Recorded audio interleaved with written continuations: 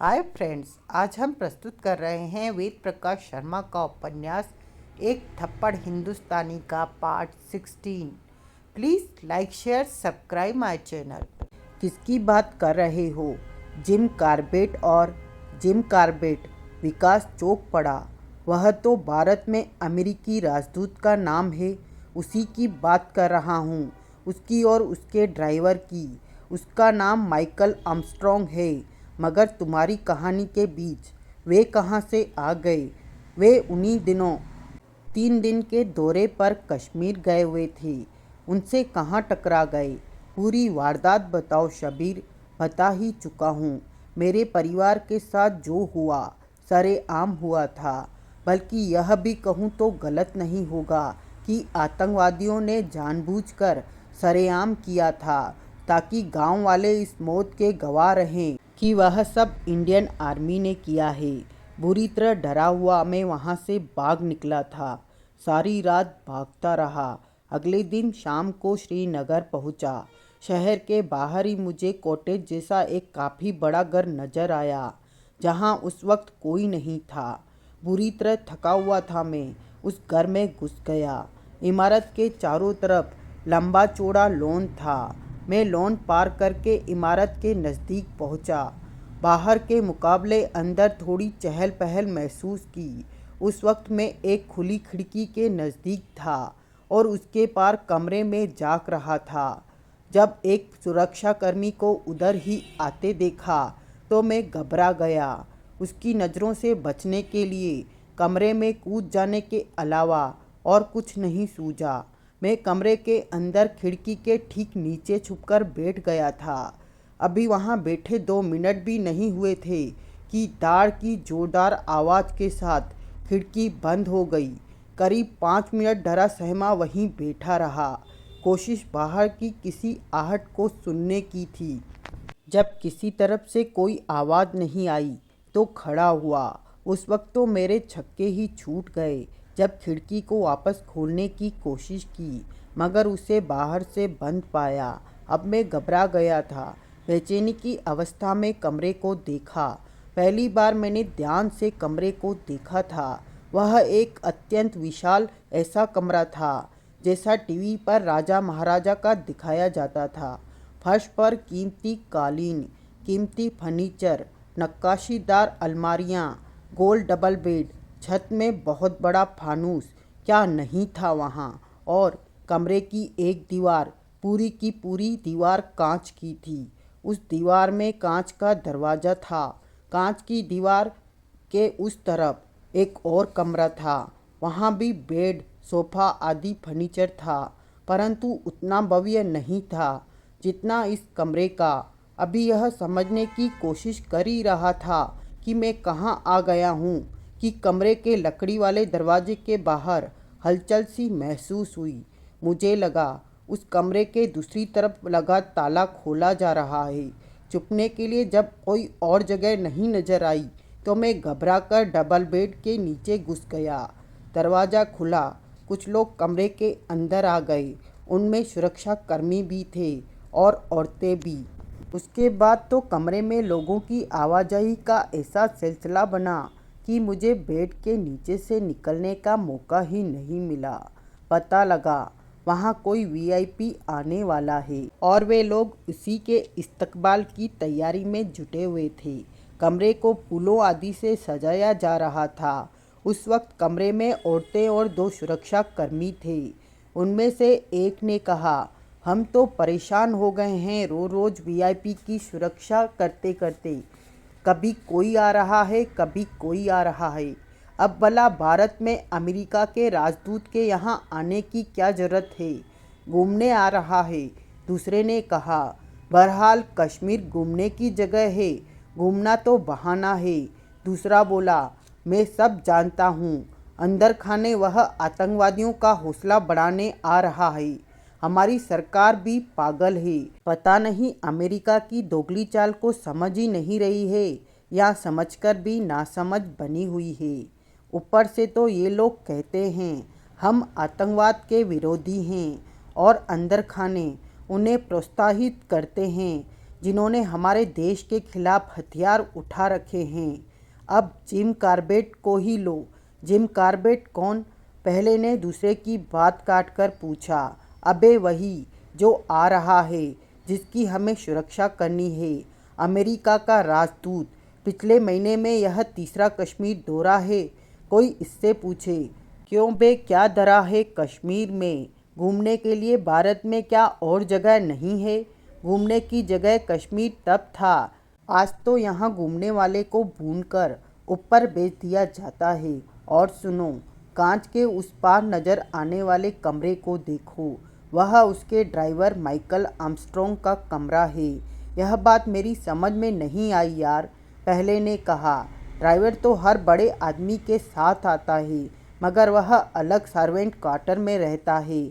ऐसा मैंने पहली बार ही देखा है कि ड्राइवर को इतनी अहमियत दी जा रही है, इतनी ज़्यादा कि वह भी यहाँ वीआईपी के साथ रहेगा। दोनों के बीच बस कांच की एक दीवार रहेगी। माइकल जिम कॉर्बेट का ड्राइवर नहीं, सीआईए का जासूस है। क्या बात कर रहे हो? ठीक बात कर रहा हूँ मैं। ड्राइवर तो वह इसलिए बना हुआ है क्योंकि जासूसों को भी बहरहाल किसी न किसी आवरण में खुद को छुपाना ही होता है। जिम कॉर्बेट को जब भी किसी 2 नंबर के आदमी से बात करनी होती है, माइकल के जरिए करता है, क्योंकि राजदूत होने के नाते खुलेआम सबसे बात नहीं कर सकता ना। पर तुझे यह सब कैसे मालूम? इनके पिछले दौरे में भी मेरी ही ड्यूटी लगाई गई थी। इस तरह शबीर शाह ने बताया। उनकी बहुत सी बातें सुनी मैंने, कुछ पल्ले पड़ रही थी, कुछ नहीं। मुझे उनकी बातों में कोई खास दिलचस्पी नहीं थी। मैं तो एक ही फिराक में था, किसी तरह मौका मिले तो यहाँ से निकल जाऊँ, मगर मौका था कि मिल ही नहीं रहा था। बता ही चुका हूँ, सारी रात का जगा हुआ था, थकान से चूर। शायद इसलिए मुझे नींद आ गई। वहीं पलंग के नीचे पड़ा पड़ा जाने कब सो गया, और कम से कम उस वक्त नहीं जानता था कि पुनः कितनी देर बाद आँख खुली। बस इतना जान सका, जब आँख खुली तब काफ़ी रात हो चुकी थी। कमरे में किसी के खर्राटे की आवाज़ गूंज रही थी, बाकी हर तरफ सन्नाटा था। कमरे में एक नाइट बल्ब की रोशनी थी, उतनी ही रोशनी कांच के उस पार वाले कमरे में भी थी। बेड के नीचे ही पड़ा पड़ा मैं दूसरे कमरे के बेड पर सो रहे शख्स को देख सकता था। वह अत्यंत मोटा था। सुरक्षाकर्मी की बातें याद आई तो समझ गया वह माइकल होगा। खराटों की जो आवाज़ मेरे कानों में आ रही थी, वे माइकल की तो हो नहीं सकती थी, क्योंकि कांच की दीवार के बीच बना दरवाज़ा बंद था। मैं समझ गया, खराटों की यह आवाज़ जिम कॉर्बेट की है, और वह उस बेड पर सो रहा है जिसके नीचे मैं हूँ। वहाँ से निकलने के लिए यह मौका मुझे सबसे बेहतरीन लगा। मैं ऐसी कोशिश करता कारपेट पर सरका की जरा सी आहट उत्पन्न न हो। गर्दन बेड के नीचे से निकाल कर देखा। सौभाग्य से खिड़की खुली हुई थी। उत्साहित होकर मैं बेड के नीचे से निकला। एक नज़र इस कमरे के बेड पर पड़े शख्स पर डाली तो दंग रह गया।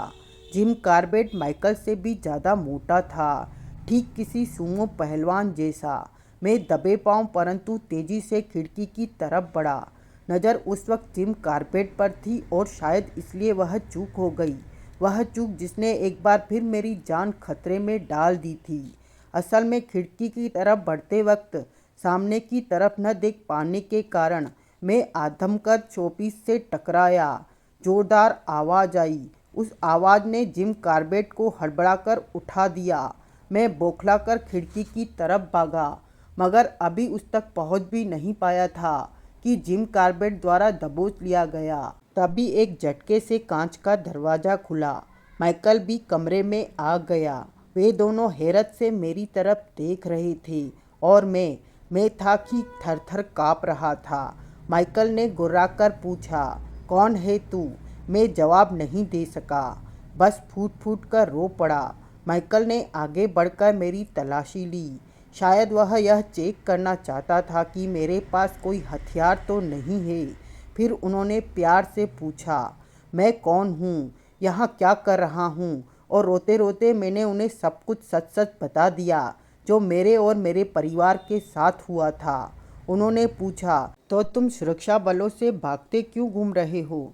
क्योंकि अगर मैंने आर्मी को कुछ बताया तो वे या उसके साथी मुझे मार डालेंगे, जिन्होंने मेरे परिवार को मारा है। मैं कुछ नहीं चाहता साहब, मैं कुछ नहीं चाहता। मैं बस कश्मीर से भाग जाना चाहता हूँ। यहाँ रहा तो वे मुझे जिंदा नहीं छोड़ेंगे। मेरे मुंह से यह सब सुनकर उनकी नज़रें मिली। इतना बड़ा पारखी नहीं था मैं जो यह भाप सकता। आंखों ही आंखों में उनकी क्या बातें हुई हैं। मैं तो सोच रहा था मेरी कहानी सुनकर उन्हें मुझसे हमदर्दी हुई होगी। कुछ समझे सर? माइकल ने जिम कॉर्बेट से कहा। समझ रहा हूँ। क्या इस लड़के का सुरक्षा बलों के हाथ लगना ठीक नहीं है? तो क्या करें? मैं तब भी यही सोच रहा था। ये लोग मेरे फेवर में बात कर रहे हैं। सुरक्षा बलों के हाथ तो मैं खुद भी नहीं लगना चाहता था, और वहाँ वे कह रहे थे। यह बात तो मेरी समझ में माइकल का अगला वाक्य सुनकर आई कि मैं तो केवल आतंकवादियों के डर से सुरक्षा बलों के हाथ नहीं लगना चाहता था, जबकि उन्हें मेरी कहानी सुनने के बाद यह डर सताने लगा था कि अगर मैंने अपनी कहानी किसी और को सुना दी तो घाटी के लोगों पर यह भेद खुल जाएगा कि आतंकवादी सुरक्षा कर्मियों की वर्दी पहनकर कौन सा खेल खेल रहे हैं। मुझे सब कुछ समझा देने वाले माइकल का वाक्य था। ये आतंकवादी है सर। सुरक्षा कर्मियों की आंखों में धूल झोंककर हमारे कमरे में घुस आया और हमने इसे अपना वाक्य खुद ही अधूरा छोड़कर उसने नाइट सूट की जेब से रिवॉल्वर निकाल लिया। मेरे होश भागता। उसके हाथ में दबे रिवॉल्वर की नाल मुझको ही घूर रही थी। एक बार फिर माइकल ने जिम कॉर्बेट से पूछा, ठीक है न सर? यही ठीक है, जिम कॉर्बेट ने कहा। और खुदा ही जाने उस वक्त मेरे जिस्म में इतनी बिजली कहाँ से भर गई कि जोर से नहीं चीखता हुआ माइकल पर झपट पड़ा। माइकल का रिवॉल्वर गरजा। उस वक्त तो मुझे यह भी पता नहीं लग सका कि मुझे गोली लगी है या नहीं। हवा में छलांग लगा चुका मैं बस भारी भरकर माइकल के ऊपर जा गिरा। उससे ज़्यादा कुछ हुआ या नहीं, मगर इतना ज़रूर हो गया कि माइकल को दूसरी गोली चलाने का मौका नहीं मिला। उसका रिवॉल्वर कारपेट पर गिर चुका था। वे क्षण ऐसे थे जिनमें मुझे नहीं पता था कि मैं क्या चाहता हूँ, क्या कर रहा हूँ। जाने कैसे खिड़की से कूदकर कमरे से बाहर आ गया। अनेक गोलियाँ चली। मुझे नहीं पता कौन गोलियाँ चला रहा था, किस पर गोलियाँ चल रही थी। बस एक ही चीज़ का फ़ायदा मिल रहा था मुझे, और वह था अंधेरा। अंधेरे में अंधों की तरह भागता चला गया मैं। जिधर से भी कदमों की आहट सुनता उधर ही से दिशा बदलकर विपरीत दिशा में दौड़ पड़ता। लॉन में हड़कंप सा मच गया। अनेक आवाज़ें आ रही थी। कुछ रोशन टार्चों के प्रकाश दायरे भी कभी इधर कभी उधर भागे फिर रही थी, और मैं भाग रहा था उनसे दूर होने के लिए। ठीक से नहीं बता सकता उस वक्त क्या और कैसे हुआ। बस आज भी केवल इतना ही कह सकता हूँ, अल्लाह ताला ने शायद ज़िंदगी बख्शी थी, इसलिए मरा नहीं, वरना यहाँ बैठकर आप लोगों को यह सब बताने वाला कोई न होता। शबीर ने अपनी बात खत्म की, और बात ऐसे मोड़ पर ख़त्म हुई थी कि बहुत देर तक चाहकर भी कोई अपने मुंह से आवाज़ न निकाल सका। वह विकास ही था जिसने सबसे पहले कहा, तुम्हारी कहानी सुनकर आज मैं मान गया। जाको राखे साइयाँ, मार सके न कोई। उत्तेजना की जाति के कारण शबीर का सारा शरीर काँप रहा था। खुद को भावनाओं के भंवर से निकालने की विकास ने काफ़ी कोशिश की, परंतु कामयाब न हो सका। खड़ा हुआ वह आगे बढ़ा, शबीर के नज़दीक पहुंचा और उसे खींचकर अपनी बाहों में भर लिया। विकास का ऐसा करना था कि शबीर के सब्र का तो मानो बांध ही टूट गया। फूट फूट कर रो पड़ा वह। यूं लिपट गया विकास से मानो वह उसका सगे वाला हो। बस एक ही बात निकल रही थी उसके मुंह से, भाईजान हम पर बहुत जुल्म हुए हैं भाईजान। मैं बनूंगा शबीर शाह, मैं लूँगा तुम पर हुए जुल्मों का बदला। विकास ने कहा, बोलो बोलो शबीर, क्या तुम मुझे शबीर शाह बनने की इजाज़त दोगे? क्या मतलब भाईजान? शबीर ने उनसे अलग होने के साथ कहा। मैं कुछ समझा नहीं। कश्मीर तो मैं नहीं जा सकता, उन्हें भी नहीं खोज सकता जिन्होंने तुम्हारे परिवार पर जुर्म ढाए हैं, मगर जिम कार्बेट और माइकल तो हमारे सामने हैं। आज भी अमेरिकी दूतावास में रहते हैं। मैं उनके टुकड़े टुकड़े कर दूंगा। विकास, एकाएक गुलफाम अपने स्थान से खड़ा हो गया। ये क्या कह रहे हो तुम? जज्बातों की आंधी में मत बहो। तुम जनरल परवेज मुशर्रफ के गाल पर थप्पड़ मारने निकले हो। भटको मत। जिम कार्बेट हो या माइकल आर्मस्ट्रॉन्ग, ये बहुत छोटे टारगेट हैं। तुम बहुत बड़ा टारगेट चुन चुके हो। उसी पर ध्यान केंद्रित रखो। उसी पर ध्यान केंद्रित है गुलफाम अंकल। भटकने वाले को विकास नहीं कहते। फिर ये जिम कार्बेट और माइकल के टुकड़े टुकड़े करने वाली बात, शबीर बनने का अरमान, ये सब क्या है? वैन में आपने पूछा था। मैं किसी ऐसे लड़के के बारे में क्यों पूछ रहा हूँ जो कश्मीर के सुरक्षा बलों के जुर्म का शिकार हुआ हो? हाँ, पूछा था। आपके उस सवाल का जवाब देने का वक्त आ गया है।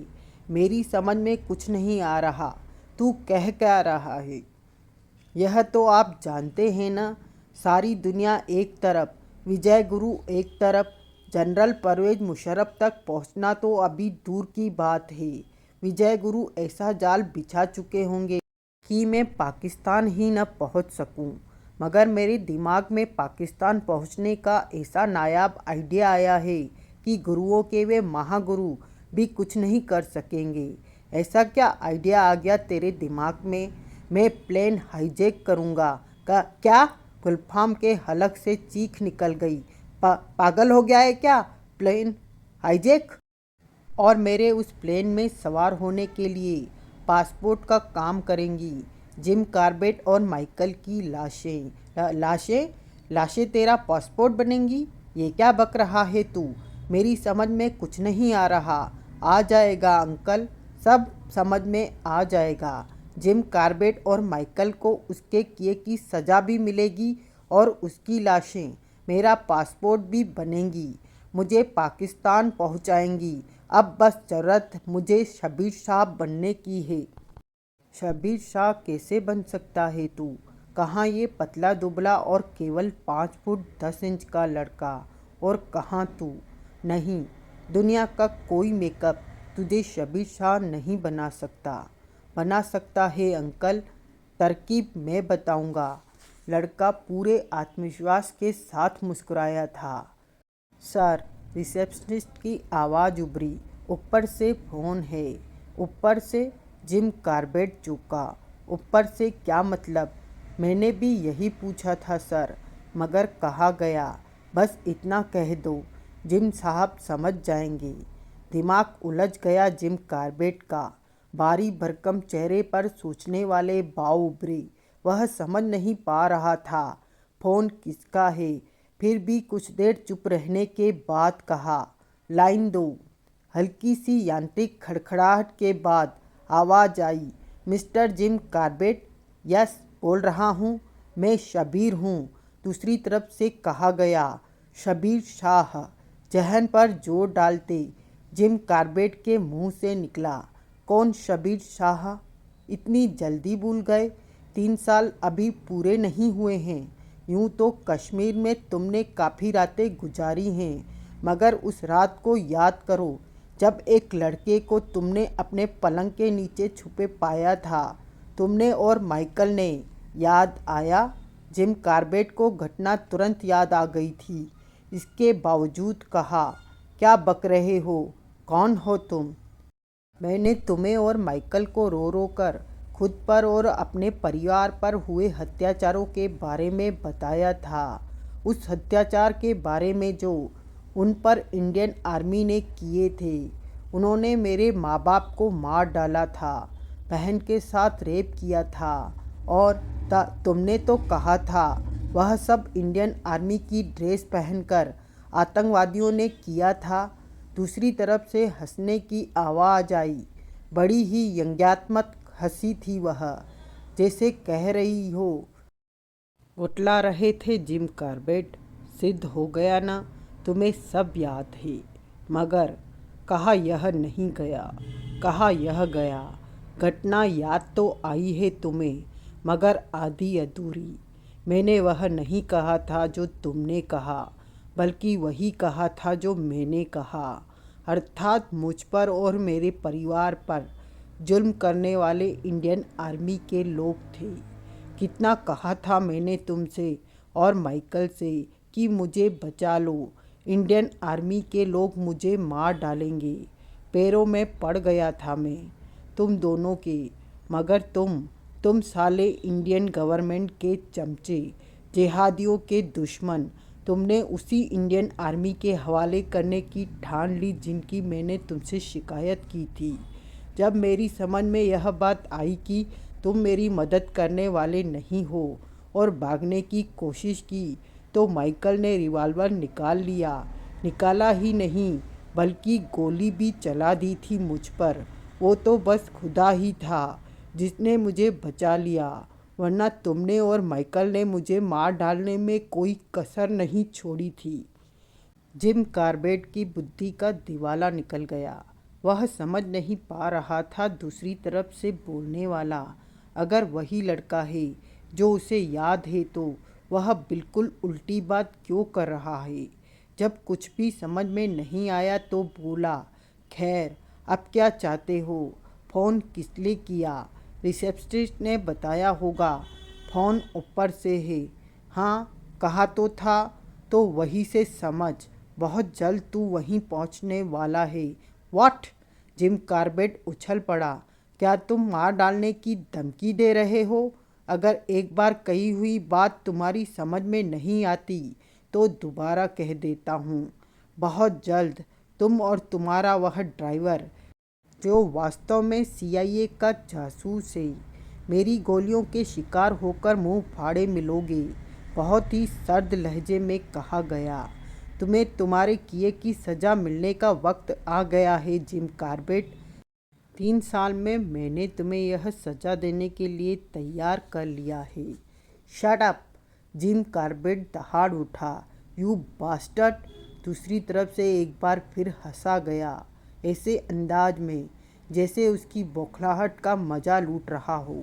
इससे पहले कि जिम कॉर्बेट अपनी दुनिया से बाहर आकर कुछ कहने योग्य हो सके, दूसरी तरफ से कनेक्शन ऑफ कर दिया गया। रिसेप्शनिस्ट ने यह सारी बात पैरेलल फ़ोन पर सुनी थी। वार्ता समाप्त होते ही उसने बहुत आहिस्ता से रिसीवर क्रेडल पर रखा। मेज पर रखे दूसरे फ़ोन का रिसीवर उठाया। बहुत तेज़ी से एक नंबर रिंग किया और कांटेक्ट होते ही बोली, मेरे हाथ एक ज़बरदस्त सूचना लगने वाली है। कम से कम 1 लाख अमेरिकी डॉलर तैयार रखना।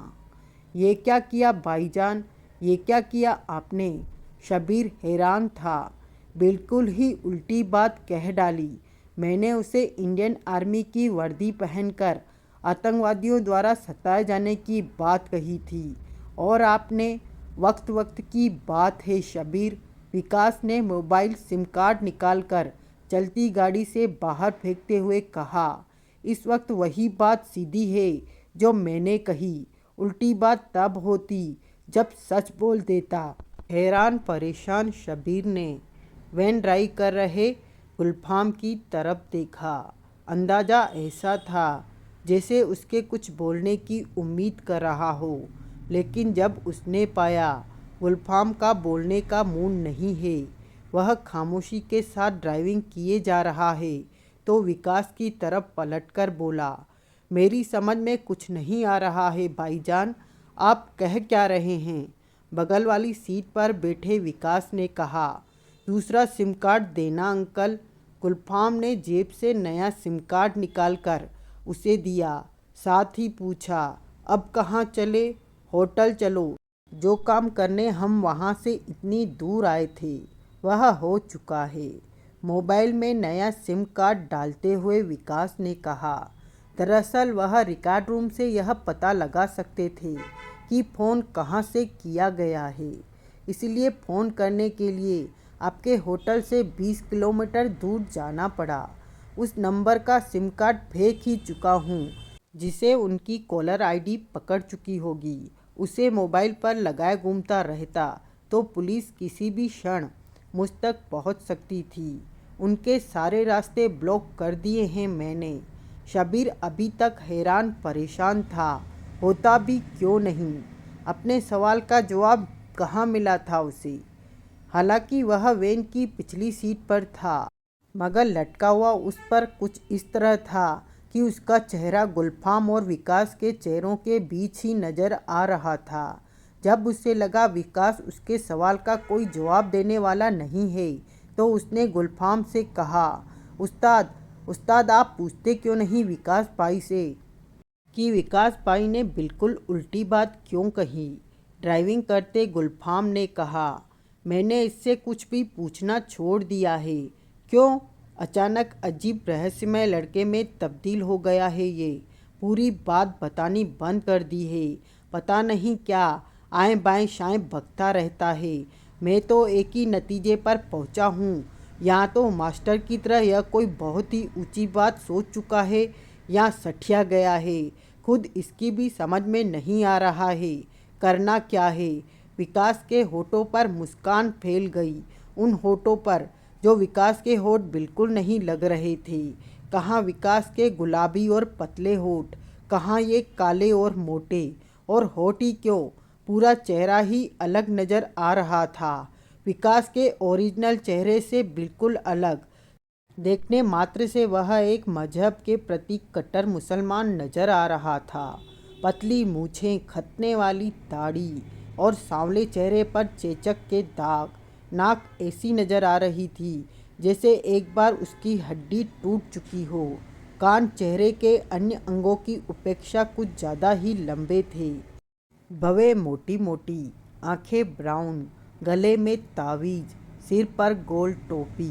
गुलफाम द्वारा लाए गए सामान से मेकअप करने के बाद जब वह गुलफाम के सामने पहुंचा तो एक ही लफ्ज निकला था गुलफाम के मुंह से, सुभान अल्लाह।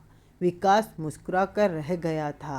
आप तो बिल्कुल ही बदल गए विकास भाई, शबीर ने कहा।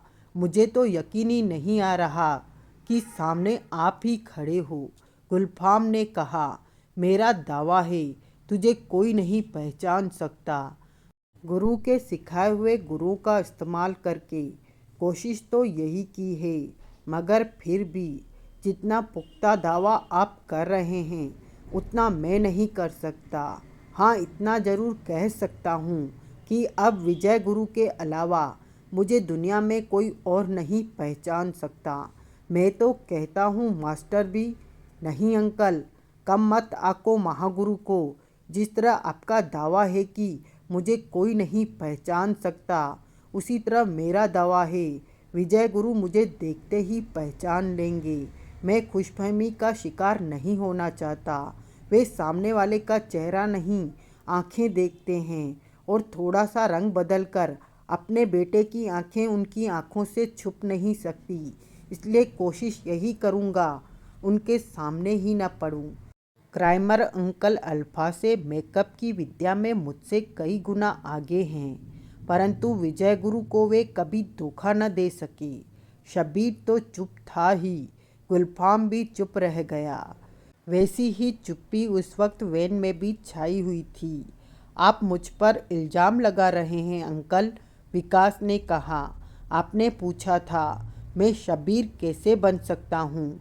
शबीर पतला दुबला है, केवल 5 फुट 10 इंच का, और मैं हूँ। मैंने बता दिया मैं शबीर कैसे बन सकता हूँ। हाँ, बड़ा एहसान किया। गुलफाम के लहजे से नाराज़गी झलक रही थी। एक बार फिर मुस्कुरा उठा लड़का। जवाब कुछ नहीं दिया, लिहाजा वैन में फिर खामोशी छा गई। इस बार खामोशी को गुलफाम ने तोड़ा। जिस हिंदू परिवार का बेटा बनकर शबीर रह रहा है, वहाँ से उसका फ़ोटो हटाकर तेरे इस नए चेहरे का फ़ोटो लगा दिया गया है। परिवार के हर सदस्य को यह भी समझा दिया गया है कि आज से उन्हें इसी शक्ल वाले को शबीर कहना और समझना है। वक्त आने पर पुलिस पड़ोसियों से भी पूछताछ कर सकती है। पड़ोसियों की छोड़ पूरे मोहल्ले से भी पूछताछ करेगी तो पता उन्हें यही लगेगा कि शब्बीर का चेहरा तेरा ही चेहरा है। ये गुलफाम का इलाका है बच्चे, गुलफाम फूंक न मारे तो पत्ता तक नहीं खड़क सकता।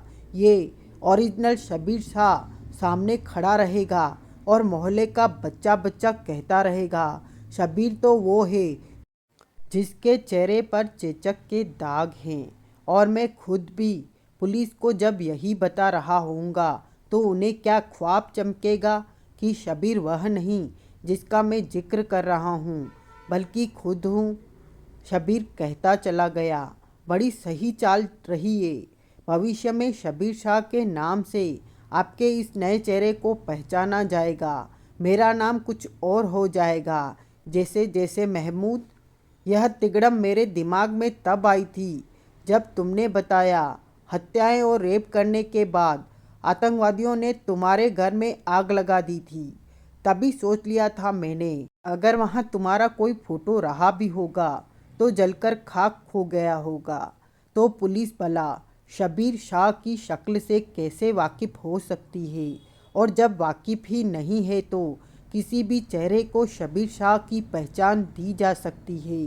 हालांकि उम्मीद नहीं है, लेकिन अगर मेरे वारदात करने के बाद पुलिस आपके होटल और हिंदू परिवार तक पहुंच भी जाए तो शब्बीर के रूप में उन्हें इसी चेहरे का फोटो मिले, वो सब तो ठीक है बेटे, मगर थोड़े गैप के बाद एक ट्रक को ओवरटेक करते हुए गुलफाम ने कहा, असली शब्बीर के सवाल का जवाब देने का कोई इरादा है या नहीं? विकास की मुस्कान गहरी हो गई। बोला, अभी तो आपने यह कहा था कि आप मुझसे कोई सवाल नहीं पूछेंगे।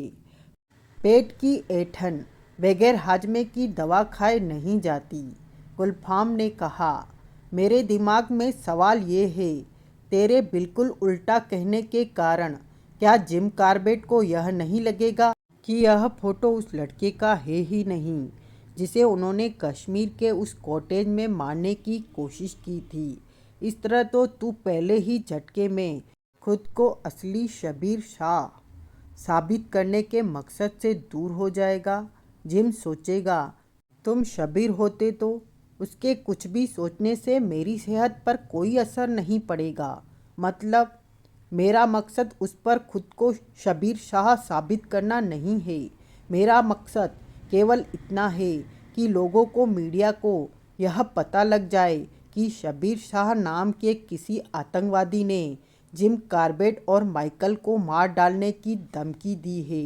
और यह धमकी इसलिए दी गई है क्योंकि करीब 3 साल पहले इन दोनों ने इंडियन आर्मी के द्वारा सताए गए शब्बीर शाह को सुरक्षा बलों को सौंपने और खुद को नाकाम होता देखकर मार डालने की कोशिश की थी।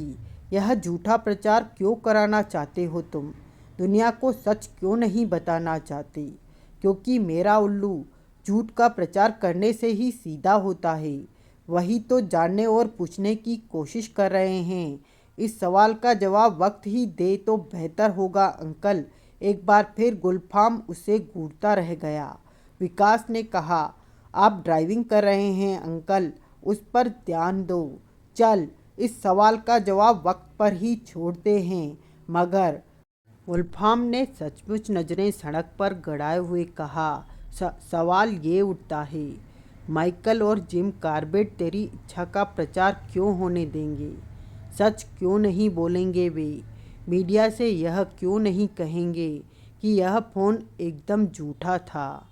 असल में शब्बीर शाह नामक लड़के ने उस रात, नहीं अंकल, यह सब नहीं कह सकेंगे वे।